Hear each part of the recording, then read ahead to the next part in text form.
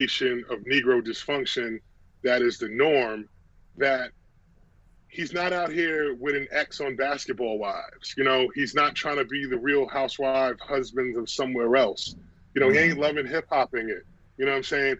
And if the biggest foible that he has was, I have some alternate theories on the world and how it works and how it appears to me, I think it's disingenuous for us as Americans, more importantly, us as Black folks in America, to chastise and not guide, to destroy and not build. You know what I'm saying? And I think he is part of an organization that is defining the narrative for Black folks in America, whether they like it or not.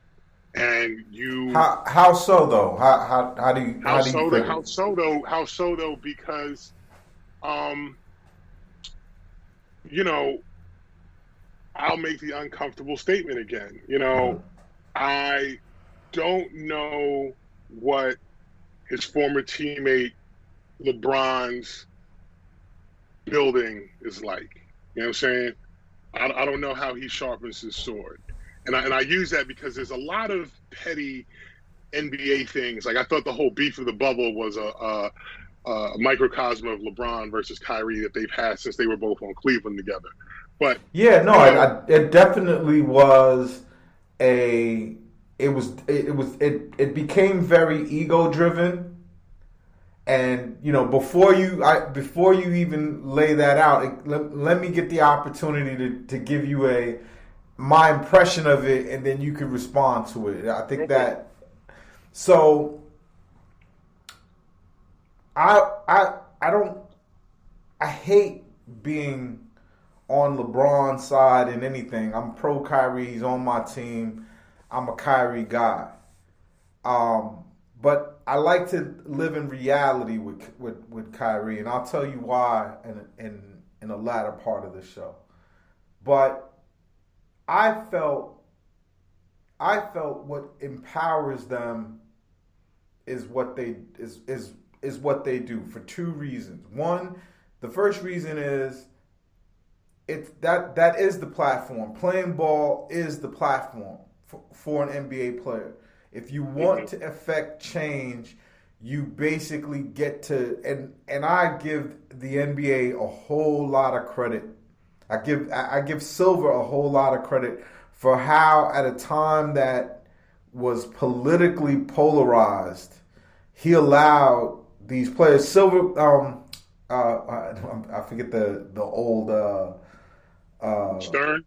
Stern would never have had that. Stern Right. was important for the NBA because he made it where the NBA could enter, white living rooms again post Allen Iverson era. Like that was his legacy. And now in this new woke era, this new player empowerment era, Adam Silver has another viewpoint of it. He's looking at it like, okay, let's really try to make these dudes partners.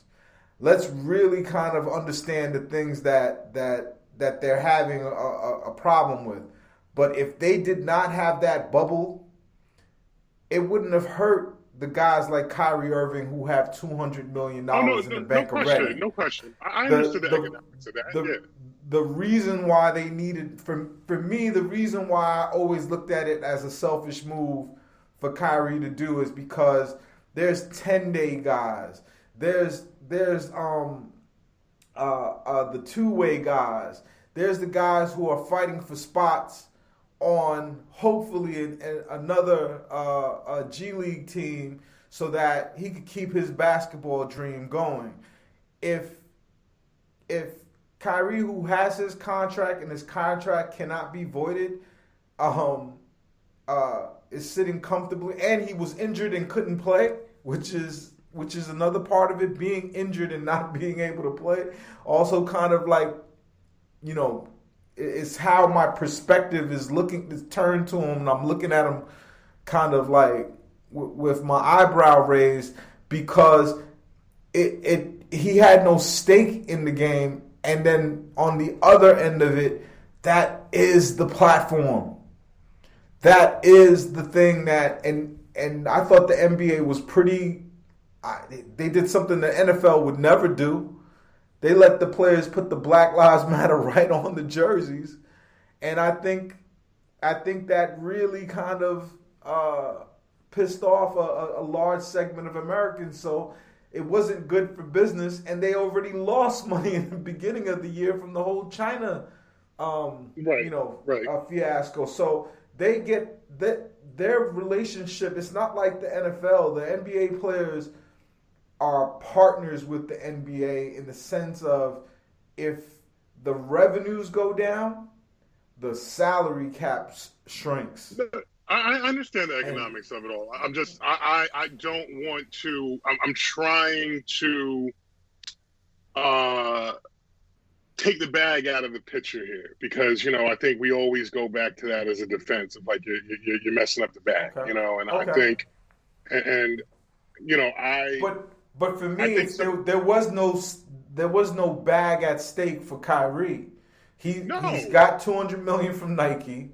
His money is guaranteed for his contract. The CBA, the future CBAs aren't going to affect his money. It really hurts the players down at the other end of the totem pole. And if they would have lost that television revenue, the thing that lets the NBA exist, I think it would have done a lot more damage than it would have done good for players that look like him. And so that was my thinking on that. But please keep. No, and I totally understand that. And I think you also have, not only the 10-day guys, you got guys that are just in debt. Like, you can't tell me that J.R. Smith keeps getting signed to LeBron team. I personally think. And I'm just gonna have a wild hot take right here. We'll get back into. See, I told you this is a no first take zone now. But go ahead. But my wild hot take is I think J.R. Smith probably owes LeBron a couple million because I do not understand how J.R. Smith keeps getting that 16th man, 15th man on the roster job for LeBron-led teams, and maybe that's what it is, and maybe what the bubble did because greenhouse ain't cheap and bottle service ain't cheap, and the lifestyle of these young men lead is not cost effective for your long-term bread, but with all that being aside, I'm not here to chastise how folks live because we were all young and frivolous at once. You and I both had a conversation at one point that in one of your early ventures that we were working together to try to get off the ground, that if this had cashed out, it would have been a problem. We would have been looking like the digital paid in full posse. You got to give the listeners a little bit more of the backstory. So quickly, I had a tech startup where basically, we were going to do everything that is normal now, like content creation. We were building a facility that did that, and all around this concept for a publication called y'allstreet.com. And we raised $5 million. Like, we were on the precipice of closing this $5 million. And almost looking back at it, Drew and I, we laughed because if we had gotten that $5 million, we would have had chains and leather jackets with the logos on them. We'd have done every Ninja Rich record label because we would have just done what record labels did. We would have had iced out medallions, matching Rolexes, like all types of tomfoolery that we wouldn't have been able to get 20 cents on the dollar of when it really mattered. Very true. Very true. So to get back to the topic at hand, I understand there's a lot of people that need that work. You know what I'm saying? Beyond the 10-day guys, like I know Michael Beasley signed because Bees needed that bread. You know what I'm saying? There's a lot of people that whether it's just being irresponsible or your responsibilities are costing you that much because you're taking care of so many people that never had to work before you made your success. I get it. I'm just saying is that what I will tip my hat to this young man for is that he challenged the monolith. Yes, Yeah. he was fine, but also LeBron is fine. You know what I'm saying? Like, you know, and LeBron is very, very, very fine. he's more than fine. In fact, Pause. LeBron is so fine, pause, that his man is now the David Falk of the NBA. Right. And, But he, I think that's I such a don't gangster move. I think that's such a win. I like I don't I know. I always don't even say know how he pulled that off. I don't even know how he it's pulled so that off. illegal, right? it's That's what I'm saying.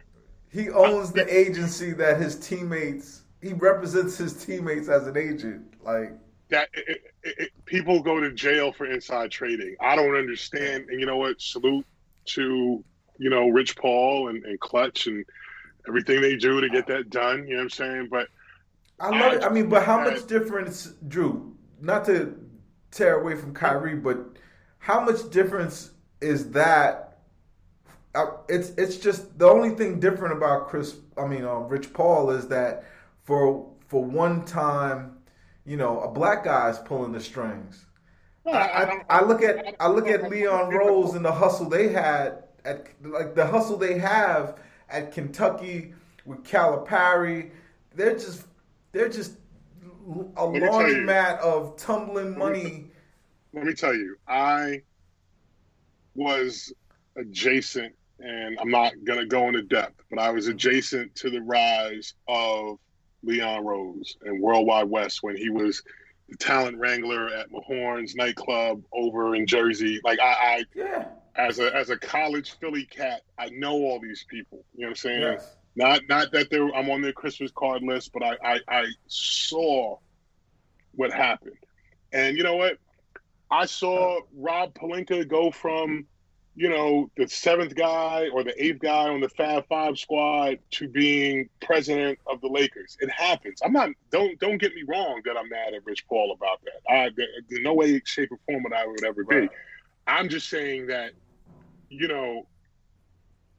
if the critique of Kyrie's anti-bubble stance is messing up the bag for other people, it would be duplicitous to not say LeBron needed it because of not only his own bag, but the bag of his boys, which I know he's getting the kickback cut of. So, Yeah. like, if we're going to keep it business, let's just keep it all the way funky and just say the fact is, like, there was bags on both sides. Kyrie had enough to sit the season out. He was And injured anyway. LeBron, it was about his legacy. It was completely selfish. He knows Look, it's a ticking clock for his future, and he cares about this stuff. The West was wide open. The Warriors were without Clay and Steph. They were playing for the lottery. You can only get so much out of Houston.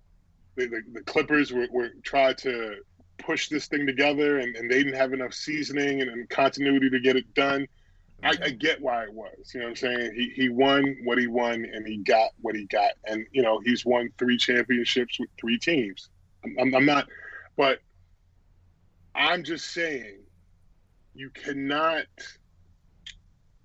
besmirch this young man for his unorthodox beliefs and champion somebody else, because what you're doing, by and large, to me, in the bigger picture, is you're perpetuating monolithic thought.